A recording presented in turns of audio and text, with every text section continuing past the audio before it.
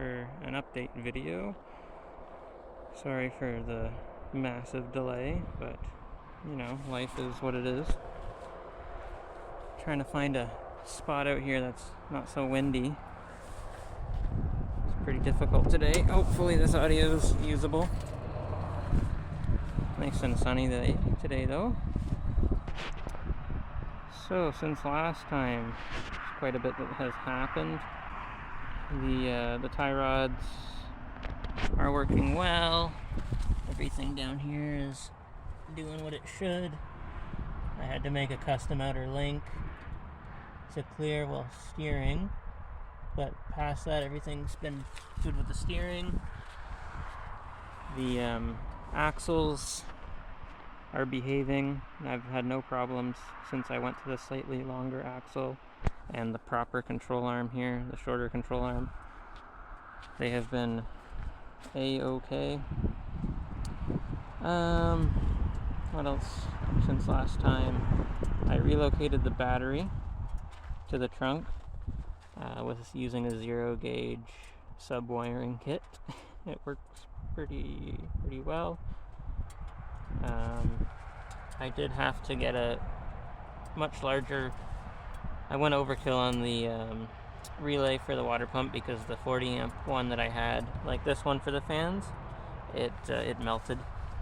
This little fuse panel though, Amazon fuse panel, is handling it just fine, which is pretty cool. I had to stop there for a second. There was people using this parking lot. How dare they? Since last time I had to change to this alternator. This is one that came out of a 2008 Impala SS. It's actually the one that came on the engine. It's mounted in a different location though. That bolt hole just happens to work out, which is pretty nuts. And I made a bracket on the bottom too.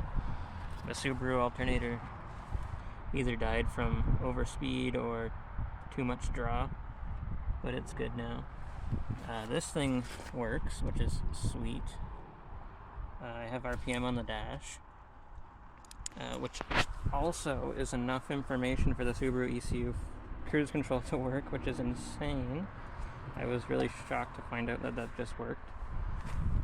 I've made a nice throttle bracket here. This is the Subaru throttle bracket. I modified it a bit and then I made a mount for it. I don't know how well you're gonna be able to see in here. Not really at all.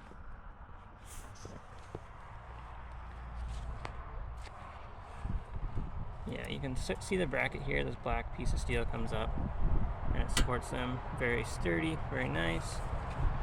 I did upgrade the fuel system to Dash 8 with a proper filter and everything.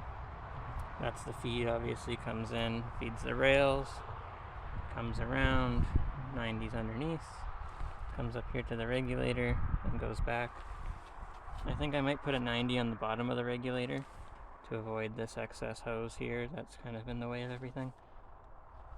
But that's working pretty good. I'll attach a photo here of the in-tank portion that I set up for it. Pretty happy with how that all turned out.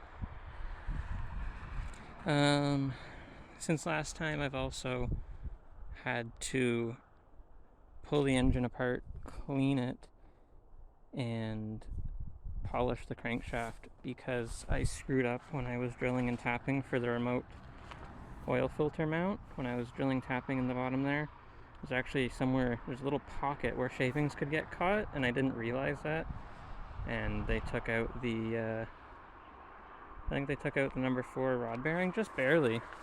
I caught it super early and I was able to just polish the crank and put new bearings in it, and it's been good ever since. I've put on thousands of kilometers since then. Very hard kilometers because this thing's a lot of fun. It's running really well. I'll include a couple clips, Snapchats and whatnot, of the engine being apart.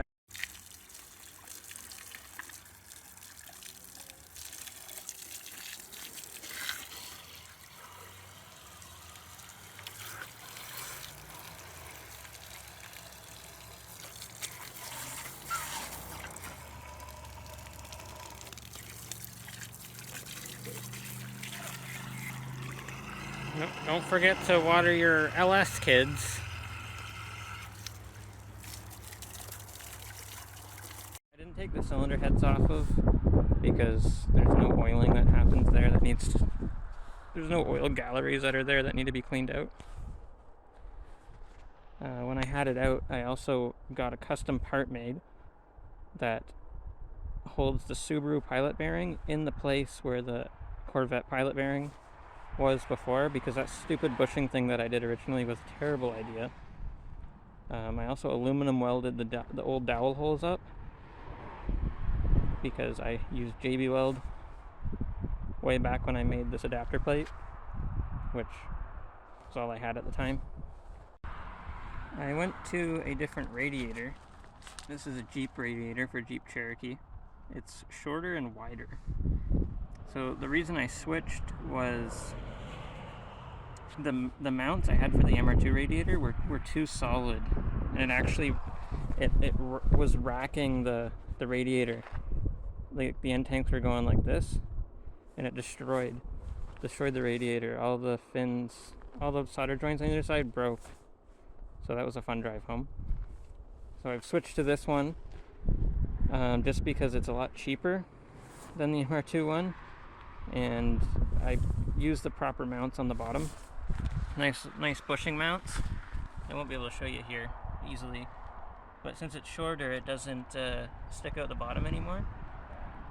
Which I did hit the MR2 one off the ground and caused a leak. This one is a lot less likely to happen with this one. And I also, let's see if I can pop this out so I can just show you. Yeah, there we go. I made some like really nice mounts for it. Well, nice for my standards. And it has a piece of angle iron that runs on the front edge of this. So it's pretty well protected from ground strikes. This isn't really going to absorb much of a hit, but at least it should protect the radiator, and then I can address that when the time comes. I should probably address the fuel system again.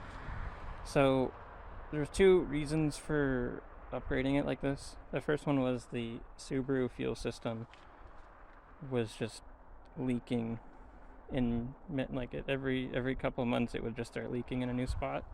It's becoming very annoying. There's like half a dozen joints before it gets here, and it just like pick one, flip a coin, and it would start leaking.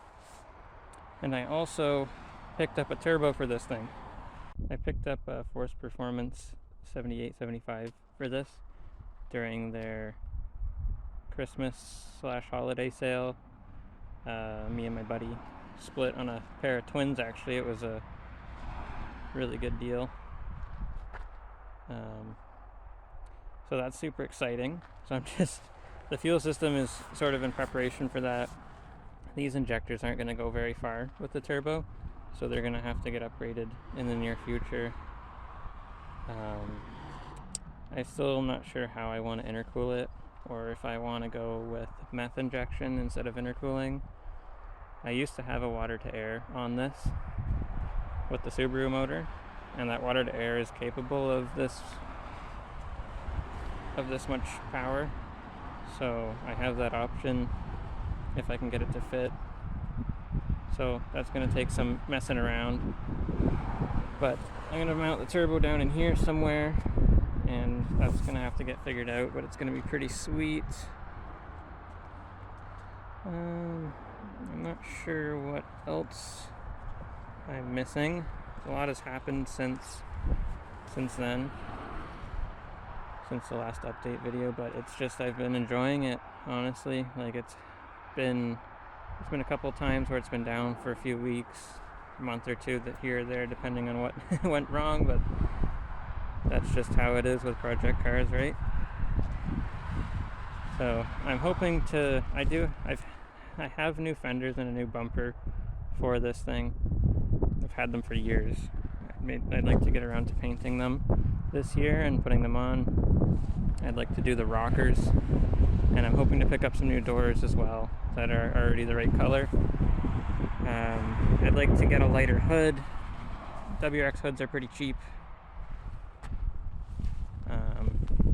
I'd really like a carbon fiber hood, to be honest, but that's kind of not in the budget. I did get the grill to go back in, which looks really nice. Coincidentally, I don't have it in right now. But yeah, she's pretty mint. I'm hoping to go hit the track up a little bit this year with some friends. I'm gonna have lots of fun. I'm gonna try and make some more content around that stuff, and I'm gonna try and add any clips that I might have here. Last year I went to the DeBoss Garage open house with a friend of mine, which was super cool. We got to see a lot of his projects, a lot of other people's projects. Edison Motors was there. That's when they towed Rich's tank with their hybrid truck, which was their hybrid semi truck, which was really, really cool.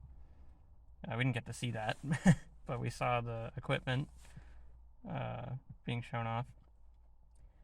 And I won filthiest build, so like best in show kind of from Rich there, which was really, really cool. I can attach some photos here as well of that. That was a lot of fun. You probably noticed there as well the roof rack. I was able to delete the roof rack, which is really nice. I'm really happy with the way it looks without a roof rack. You must have had to specifically request that the car didn't come with roof racks, because every wagon has roof racks. So I finally found one in a scrapyard, because buying those trim pieces from Subaru or online anywhere is $300 plus, and from the scrapyard it's like $30. So that was cool. You might have seen that video I took in the scrapyard of how to remove them, because I didn't know how and I couldn't find information. Once I figured it out, I thought I should share it. But yeah, I like the way it looks now. And yeah, thank you guys for watching.